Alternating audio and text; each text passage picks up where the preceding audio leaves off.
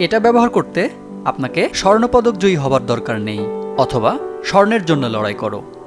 Olympic ভিলেজে দেখা মিলবে এমন বিচিত্র কন্ডম প্যাকেটের। আয়োজকদের পক্ষ থেকে ভিলেজে বিনামূল্যে কন্ডম বিতরণের রীতি অবশ্য বেশ পুরনো।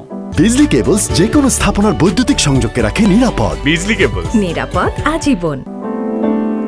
যার শুরুটা 1988 সিউল অলিম্পিকে। সেবার অ্যাথলেটদের মধ্যে বিতরণ করা হয় 8,500 জন্ম নিরোধক।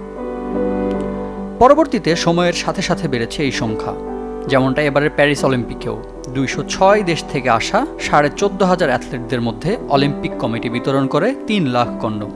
সেই হিসেবে একজন অ্যাথলেট প্রতিদিন ব্যবহার করতে পারবেন 2টার বেশি। সবাই এটা অলিম্পিক চলাকালীন ব্যবহার করে এমনও না, কেউ আবার রেখে দেয় সুভিনিয়র বা স্মারক হিসেবে। করোনা মহামারীর কারণে গত টোকিও অলিম্পিকে ভিলেজের মধ্যে শারীরিক সম্পর্কে জড়ানোর উপরে নিষেধাজ্ঞা জারি করেছিল আইওসি, যা এবারের আসরে শিথিল করা হয়। পাশাপাশি ভিলেজের সিঙ্গেল বেড তৈরি করা হয়েছে সর্বোচ্চ 250 কেজি ধারণ ক্ষমতার, যা নিয়েও হয়েছে বহু আলোচনা। অলিম্পিক চলাকালে শুধু যে পূর্ব পরিচিত অ্যাথলেটরাই শারীরিক সম্পর্কে জড়ান বিষয়টা এমন নয়। অবাধ যৌনাচারের ঘটনাও আছে অনেক, যেখানে সবথেকে বড় ভূমিকা মোবাইল অ্যাপ টিন্ডারের। এমন অনেক অ্যাথলেট আছেন যারা শুধুমাত্র অলিম্পিক চলাকালীন এই অ্যাপ ব্যবহার করেন। এর মাধ্যমে খুব কম সময়ের মধ্যে তারা তাদের পছন্দ মতো সঙ্গীও খুঁজে নেন।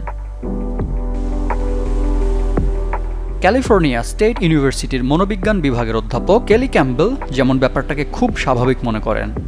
আপনি এই বিষয়টিকে অনেক কিছুর সাথে মেলাতে পারবেন। যদি এই মানুষগুলোর দিকে তাকান তাহলে দেখবেন তারা প্রায় সমবয়সী আর শারীরিকভাবে খুবই ফিট। তাদের এই বৈশিষ্ট্যগুলো এমন পরিবেশ তৈরি করে খুব সহজেই।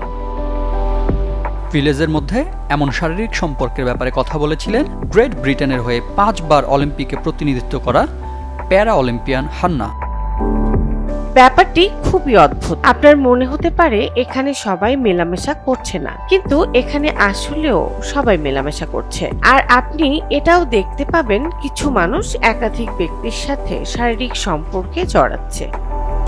অলিম্পিকের মতো একটা বিশ্ব আসরে অংশগ্রহণকারী অ্যাথলেটদের মানসিক স্বাস্থ্যের জন্য যৌন সম্পর্কের বড় ভূমিকা রয়েছে বলে মনে করেন কেউ কেউ। Desk report, channel 24।